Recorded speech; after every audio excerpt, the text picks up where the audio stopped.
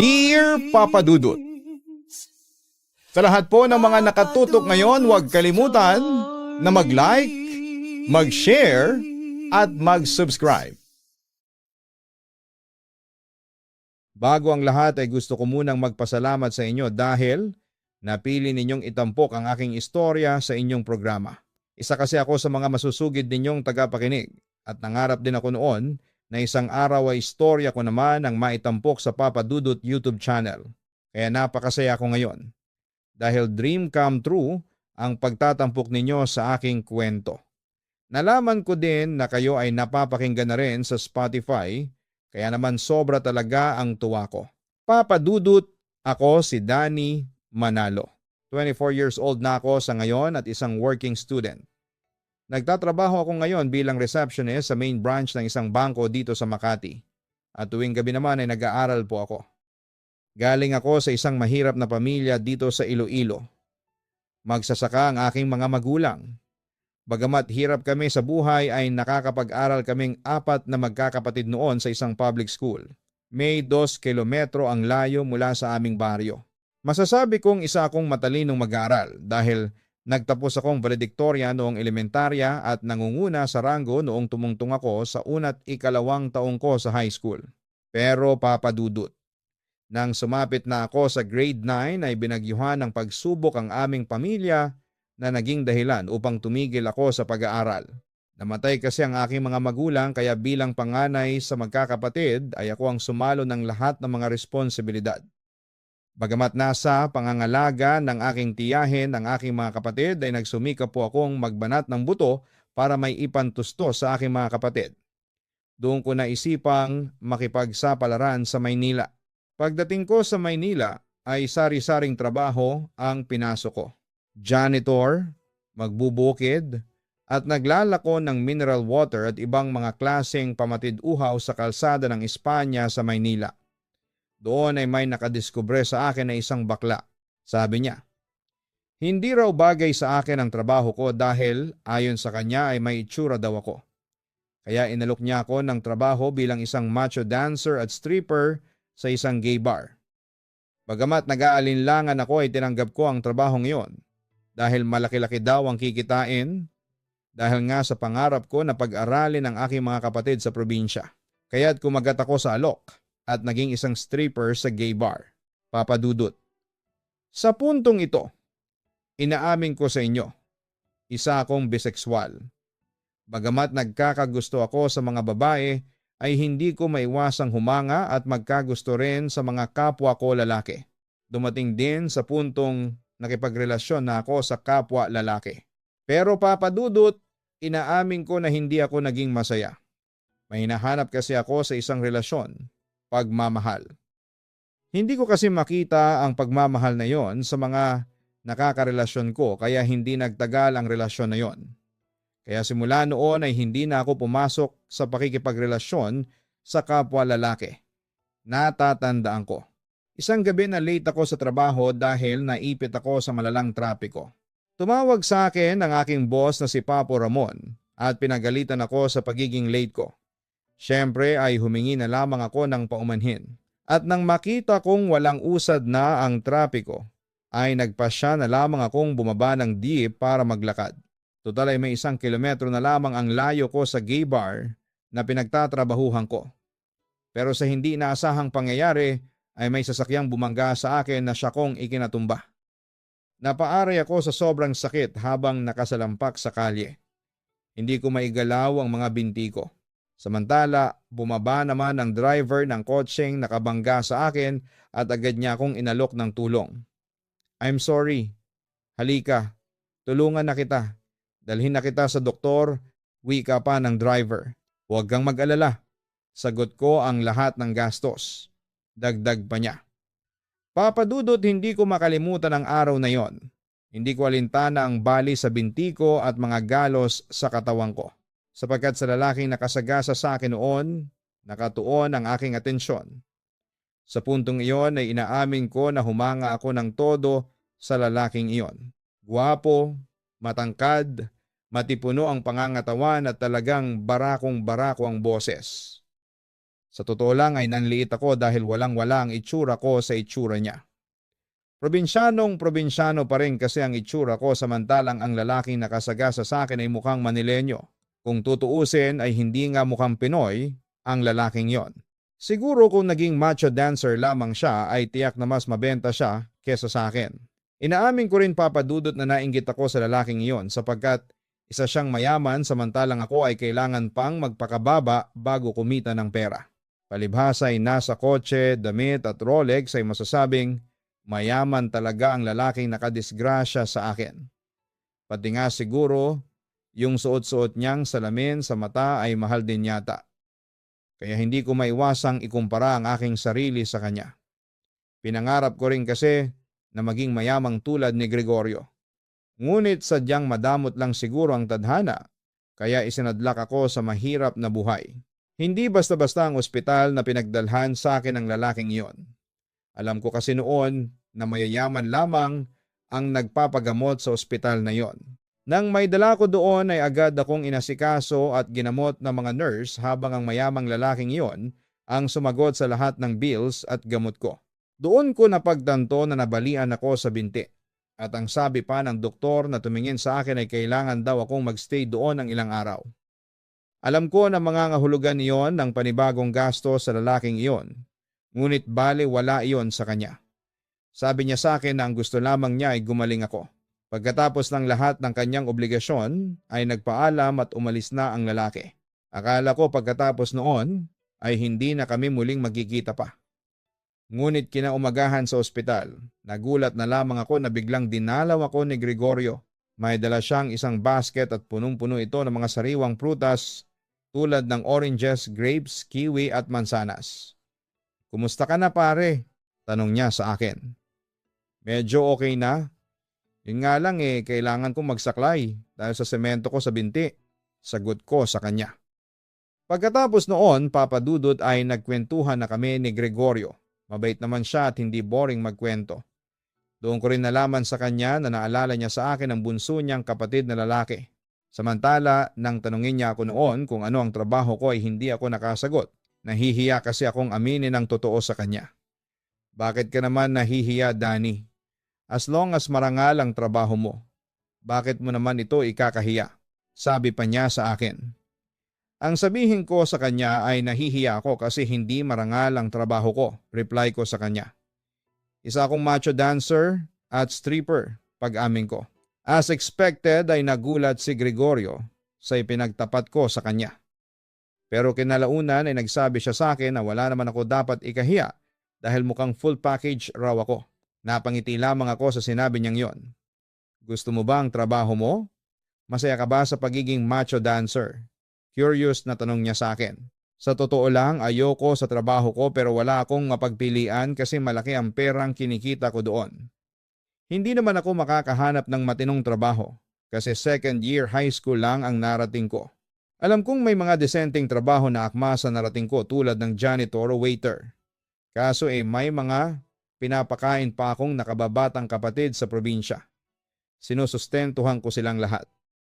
Kaya kahit na nasusuka ako sa trabaho ko bilang macho dancer at stripper, ay tinitiis ko yon. Alang-alang sa mga kapatid ko, kwento ko. Nakita ko naman na tila naantig si Gregorio sa aking kwento ng buhay. Kaya pagkatapos kong magkwento ay may inoffer siya sa akin. "Anyway, may inaalok ako sa iyong trabaho. Kakalis lang ng messenger ko sa bangko. Kung gusto mo, mag-apply ka sa HR ng bangkong pinagtatrabahuhan ko. Don't worry, hindi naman madugo ang mga requirements. Kailangan lang ng NBI clearance at TIN number. Reasonable naman ang sweldo. Don't worry, ako ang magiging backer mo. Gusto ko kasing makatulong sa pagbabago ng buhay mo," sabi niya sa akin. Papadudot. Sa totoo lang parang blessing in disguise ang nangyaring aksidente sa akin. Kung hindi dahil doon ay hindi ko makikilala ang isang mabait, maalaga at palakaibigan na si Gregorio. Sa pagdating ni Gregorio sa buhay ko ay hindi ko akalain na sunod-sunod ang swerteng dumating sa akin. Naroon ang pagkakaroon ko ng desenteng trabaho bilang messenger sa isang sikat na bangko kung saan ay mataas ang katungkulan ni Gregorio. Bagamat hindi kalakihan ang sweldo kumpara sa pagiging macho dancer ay masasabi kong mas gusto ko ang bago kong trabaho. Sa bago kong trabaho ay naranasan kong tratuhin ng maganda yung tipong taas noo kang haharap sa tao dahil desente ang trabaho mo. Hindi katulad sa pagiging stripper o macho dancer na palaging binababoy ang pagkalalaki ko. Simula noon ay naging mabuting kaibigan at boss sa akin si Gregorio. Sa pagsasama namin sa trabaho ay napagtanto ko na isang mabuti, kagalang-galang at matulunging tao si Gregorio. Siya rin ang tipo ng tao na hindi bossy at marunong makihalubilo sa tao. Sa madaling salita, isang mapagkumbabang leader si Gregorio. Kaya naman papadudot, dahil sa mga katangian ni Gregorio ay hindi ko naiwasang mahulog ang loob ko sa kanya. Danny, kumusta naman ang bago mong work? Bati niya sa akin isang araw sa cafeteria. Okay naman, medyo mahirap pero mas gusto ko ito, sagot ko. Salamat sa lahat ha. Napakabait mo sa akin at nagpapasalamat ako sa iyo. Ang dami mong ibinibigay sa akin. Binago mo ang buhay ko, dugtong ko pa. Wala iyon. Hindi ba't magkaibigan tayo? Basta palagi mong tatandaan na ang magkaibigan ay laging nagtutulungan. Nakangiting reply sa akin ni Gregorio. Samantala habang nagkukwentuhan kami ay biglang tumunog ang messenger notification ni Gregorio. Girlfriend ko nag-message sa akin. Inaya ko siyang mag-dinner mamaya. Buti naman at day off niya sa work ngayon. Workaholic kasi ang girlfriend kong yun eh. Kwento pa niya sa akin. Papadudot aaminin kong nalungkot ako noong nalaman kong may girlfriend pala si Gregorio. Pero syempre hindi ako nagpahalata sa kanya dahil ayokong magtaka siya at mag-isip ng kung ano. Ikaw Danny, may girlfriend ka na ba? Tanong niya sa akin. Sa totoo lang ay wala akong girlfriend. Pag-amin ko naman sa kanya. Napangiti si Gregorio. Talaga sa gwapo mong iyan? Sabi pa niya. Gwapo? Hindi ah. Mas gwapo ka nga sa akin Gregorio. Natatawa kong sabi. Pero sa totoo lang medyo malas ako sa pag-ibig at saka isa akong bisexual. Pagtatapat ko. Napansin kong natahimik si Gregorio nang sabihin ko sa kanya ang tunay kong gender orientation. Mukhang nagulat ka. Baka hindi mo na ako kaibiganin yan pagkatapos nito. Medyo malungkot kong sabi. Ngumiti ulit sa akin si Gregorio. No, okay lang sa akin kung bisexual ka. Besides, maging sino ka man, maging anuman ang kasarian mo, ikaw pa rin ang Danny na best friend ko, sabi pa niya sa akin, papadudot. Naging madalas ang pagsasama namin ni Gregorio sa trabaho man o sa mga gimikan. Ipinakilala nga niya ako sa mga mayayamang kumpare niya at naging mabuti naman ang pagtanggap nila sa akin. Ipinagtapat din sa akin ni Gregorio na naaalala raw niya sa akin ang kanyang kapatid na yumao. No wonder parang kapatid ang trato niya sa akin. Natutuwa ako papadudot sapagkat parang kuya ko na si Gregorio. Sa kanya ako madalas humingi ng payo tungkol sa mga problema ko sa trabaho man o sa personal. Bale siya ang naging guru ko habang nasa trabaho ako. Papadudot. Dahil sa magandang trato na ipinapakita ni Gregorio sa akin ay hindi ko maiwasang magkagusto sa kanya. Ewan ko kung may tunay bang pagmamahal o pagnanasa lamang ang nararamdaman ko sa kanya sapagkat ang alam ko ay hindi existent ang pagmamahal sa isang man-to-man relationship. Kung existent ang love sa isang gay relationship, ewan ko lang sa mga bisexual na tulad ko. Pero papadudot. Sa halip na sabihin ko kay Gregorio ang totoo kong nararamdaman, ay kinimkim ko na lamang. Una, alam kong straight si Gregorio at hindi siya papatol sa kapwa niya lalaki.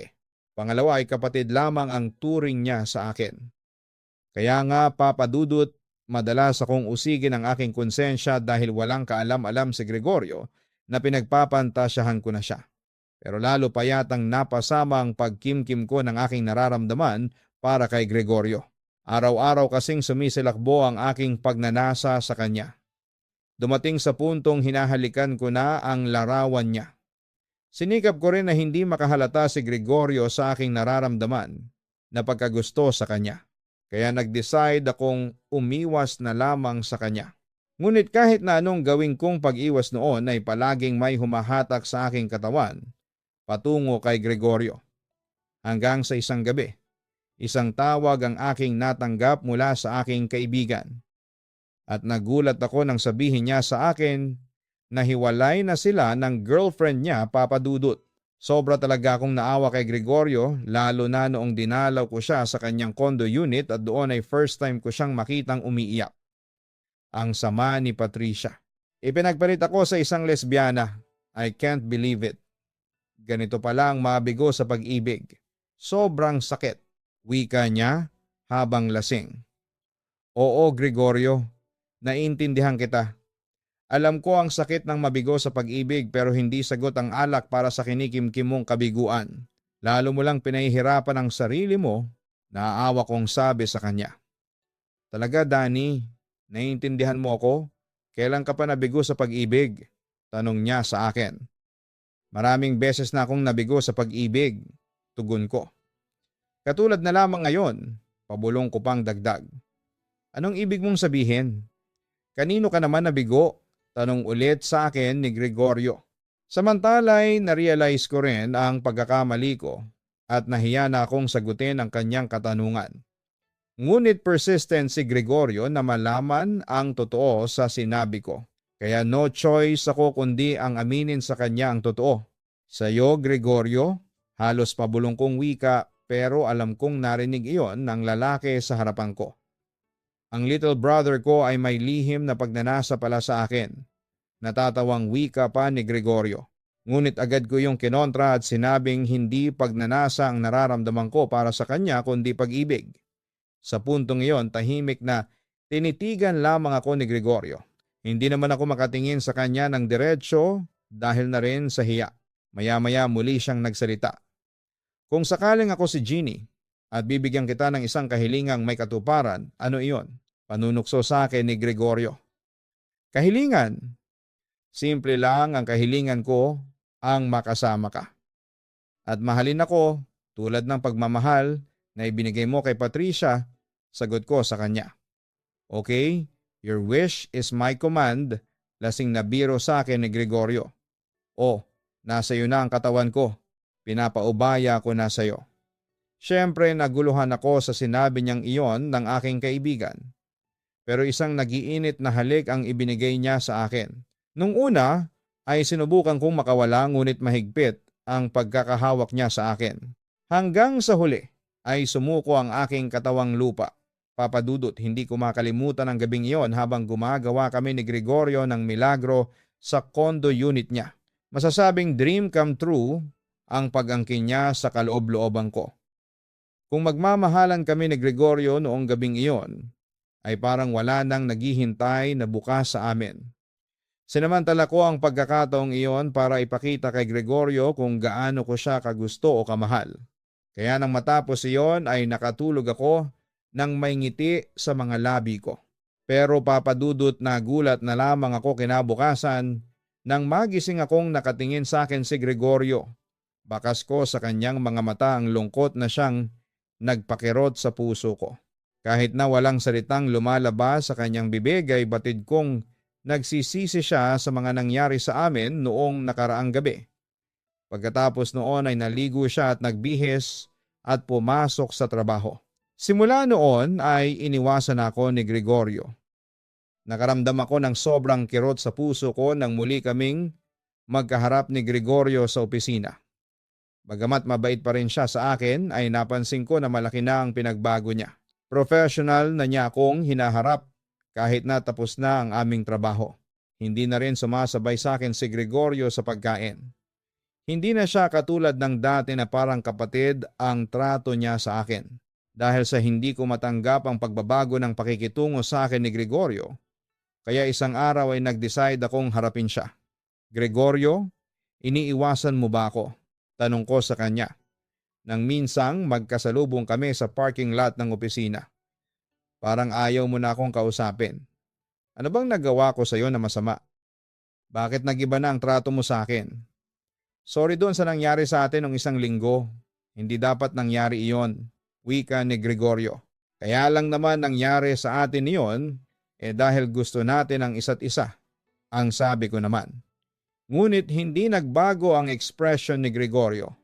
Para bang sinasabi niya na mali ang ginawa namin. Hindi pagmamahal ang naramdaman natin noong gabing iyon kundi init lang ng katawan. I'm sorry Danny dahil naging mapagsamantala ko sa nararamdaman mo sa akin. Ginamit lang kita para makalimutan ko si Patricia. Pagpapatuloy ni Gregorio.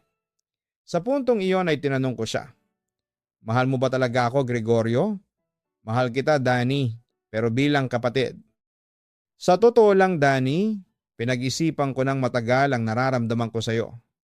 Sinuri ko ang puso ko kung posibleng umibig ako sa kapwa ko lalaki.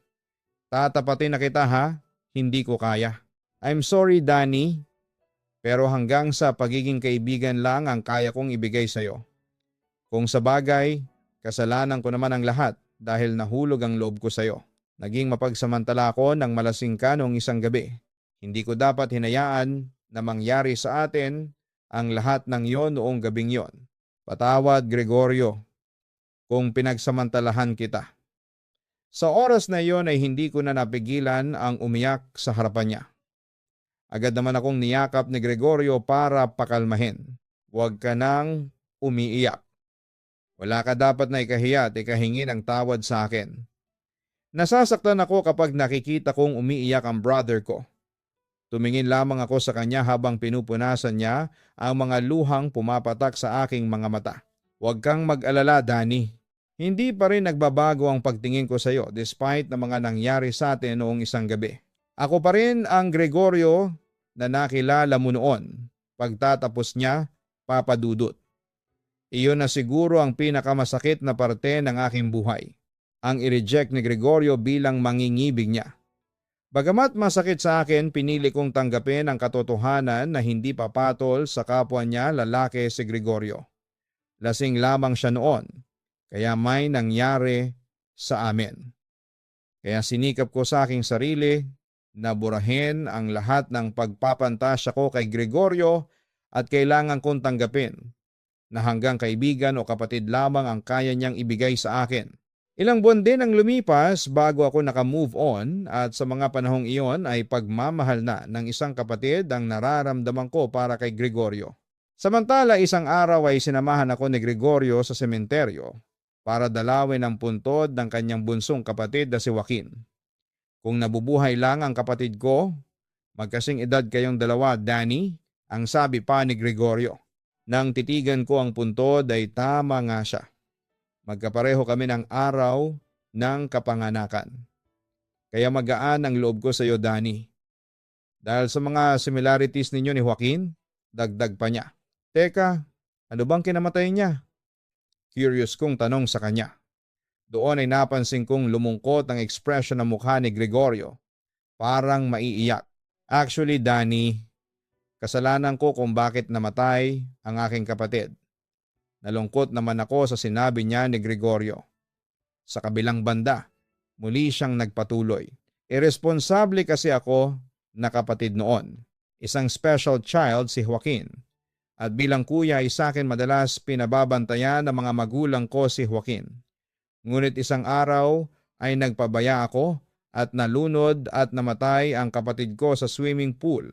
Dahil sa mga nangyari, sinisisi ako ng mga magulang ko. Ako naman ay binabagabag ng aking konsensya hanggang ngayon. Nagsisisi ako sa mga nangyari kasi kung hindi ako nagpabaya sa aking responsibilidad ay buhay pa si Joaquin at kasing edad mo lang yon sa ngayon. Kwento pa niya. I'm sorry, Gregorio. Ang tangi ko na lang masabi habang hinahagod ang likod ng aking kaibigan para kumalma. Kaya nang dumating ka sa buhay ko, naalala ko si Joaquin. Kaya pinangako ko sa aking sarili na ibibigay ko sa iyo ang pagmamahal ng isang kapatid na hindi ko kailanman maibibigay kay Joaquin, aniya. Papadudot sa puntong iyon ay na-realize ko na ang dahilan kung bakit malapit kami ni Gregorio sa isa't isa. At dahil ito sa yumao niyang kapatid na kung nabubuhay pa lamang ay kasing edad ko siya. Lahat ng pagmamahal na hindi niya naibigay sa kanyang kapatid ay sa akin niya ibinibigay. kahit na hindi kami magkadugo at labis akong nagpapasalamat doon. Sa totoo lang ay narealize ko na napakaswerte ko dahil may kuya akong katulad ni Gregorio. Samantala'y napangiti naman ako sa sinabi ni Gregorio. Pagkatapos noon ay nagkaroon kami ng kaunting harutan at biruan. Pagkatapos ay may inamin siya sa akin. Siya nga pala, may ibabalita ako sa iyo. Nagkabalikan na kami ni Patricia, aniya. Although aaminin ko na medyo nalungkot ako pero inisip ko na lamang na magiging masaya ulit si Gregorio kaya natuwa na rin ako. Oo, mahal ko siya at kaligayahan ko ang makita siyang maligaya. Kaya napagdesisyonan ko na lamang na sumuportahan siya sa anong gusto niya sa buhay. Wow, binabati kita, natutuwa kong sabi sa kanya. Salamat bunso, siya nga pala, balak naming magpakasal ni Patricia sa susunod na taon at gusto ko ikaw ang best man. Napangiti naman ako.